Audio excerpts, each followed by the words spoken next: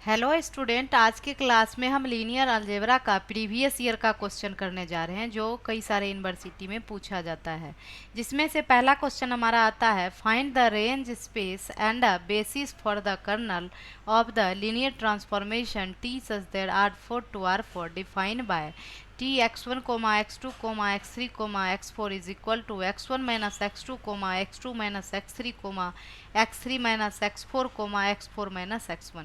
ये हमारा क्वेश्चन दिया हुआ है। अगर कम मार्क्स में पूछेगा तो वैसे सॉल्व करेंगे। फिर एक दूसरे क्वेश्चन भी बताऊंगी जिसमें अगर ज़्यादा मार्क्स का पूछता है तो उसमें कैसे लिखेंगे, पहले ये हम देख लेते हैं। तो ये हमारा रिलेशन दिया हुआ है T such that R4 to R4। अब ये टी जो यहाँ पे दिया हुआ था टी ऑफ दिस वो मैंने लिख लिया। आर टी जो होता है वो होता है टी, आर टी मतलब रेंज। तो T of x1, x2, x3, x4 slash x1, x2, x3 ये होता है।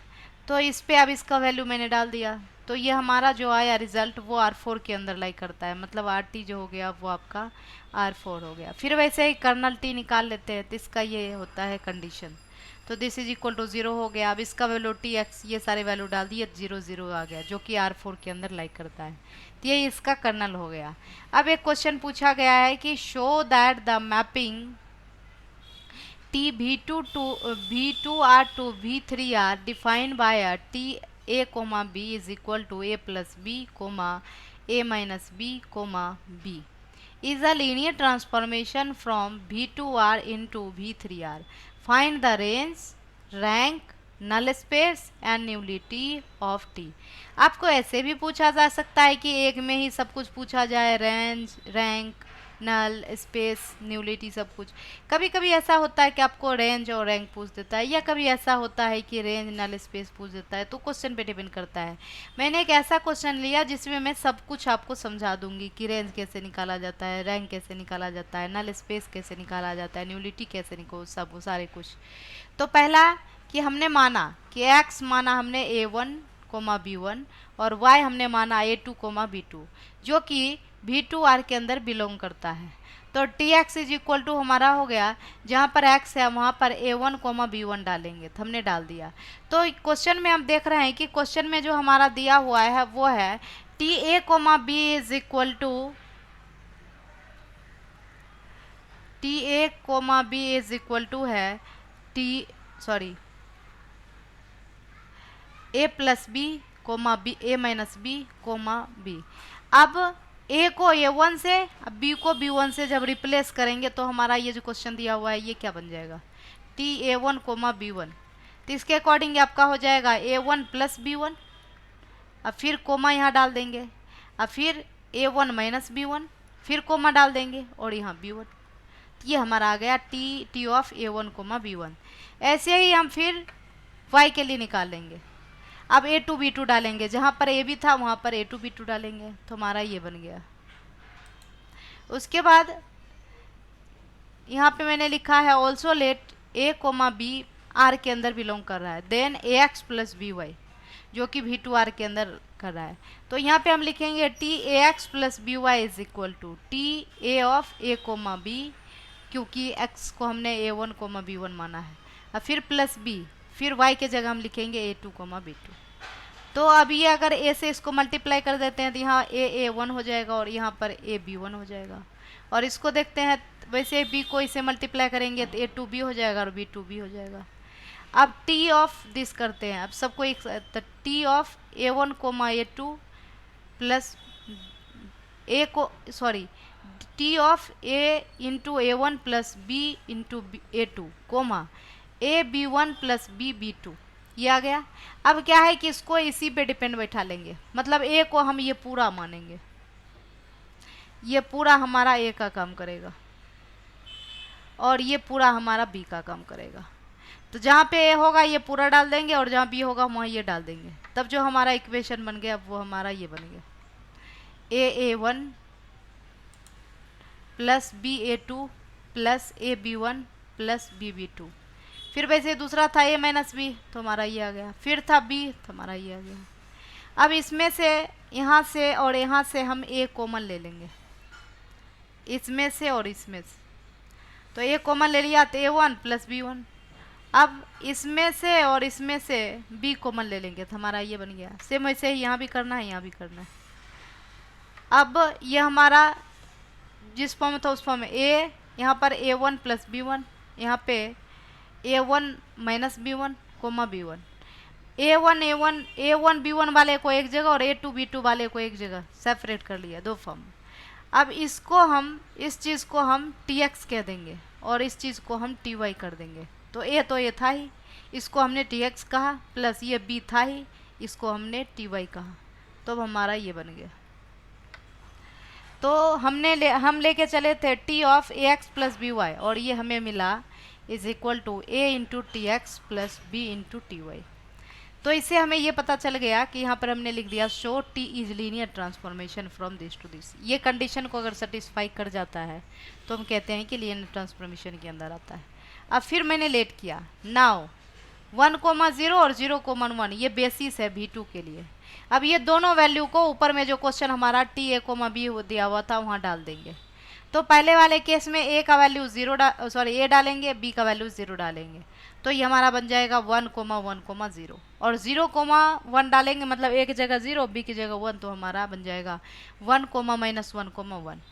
अब यहाँ पे हमने लिखा दस द रेंज ऑफ t, जो t का रेंज होगा इज अ सब space of v3r span by the vector, ये जो हमारा 2 आया ये। फिर हमने नीचे लिखा now to prove that the vectors this और दिस फॉर्म अ बेसिस, ये बेसिस बना रहा है फॉर आर टी के लिए।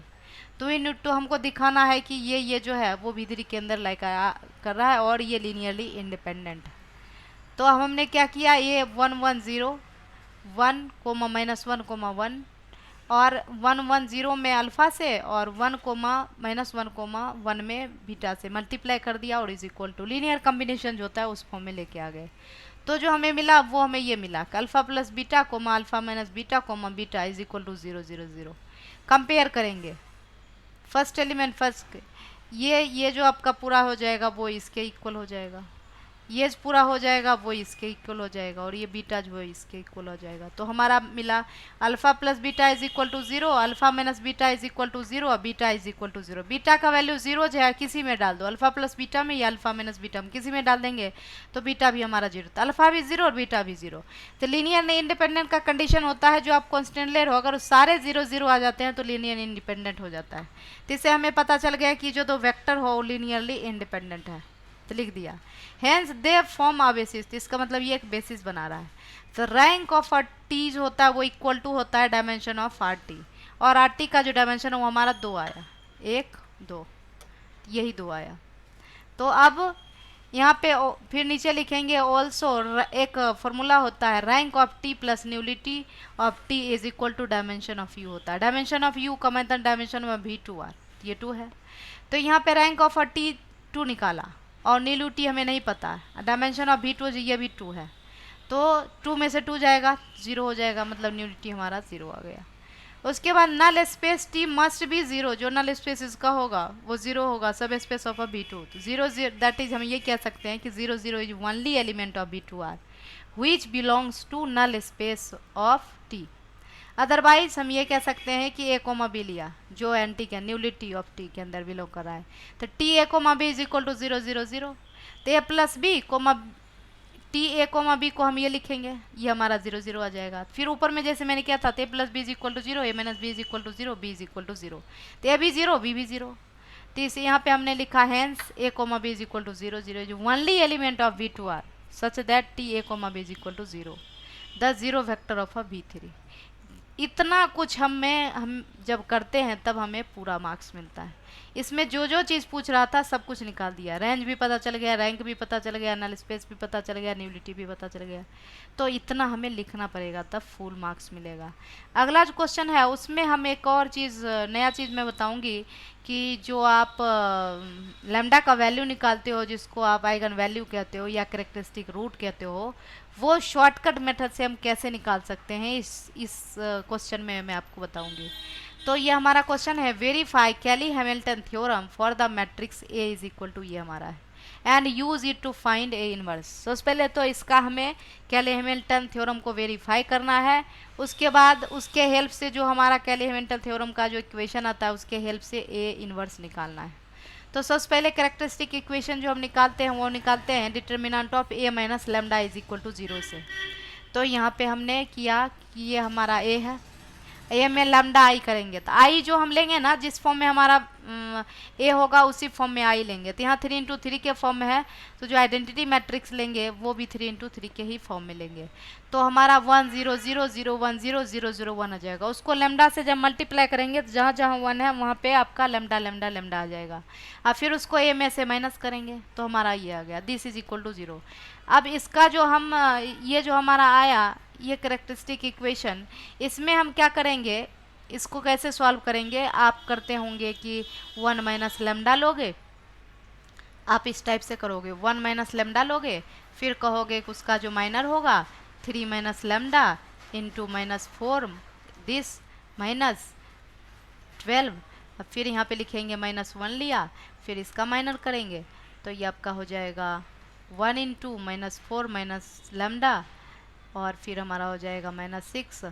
फिर यहाँ प्लस करेंगे, यहाँ पे 3 और फिर इसका भी माइनर, तो ये आपका हो गया -4, और फिर यहाँ पे minus minus plus 2 into 3 minus lambda. आप ऐसे करके लंबा सा आपका सॉल्व जाएगा।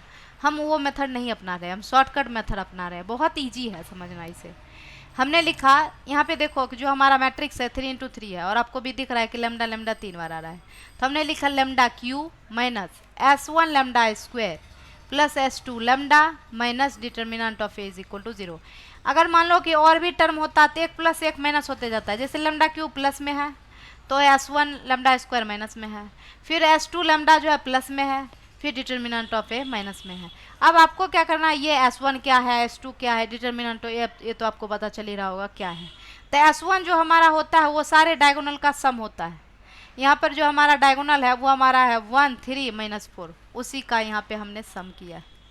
तो 1 + 3 - 4 किया, ये हमारा 0 आ गया।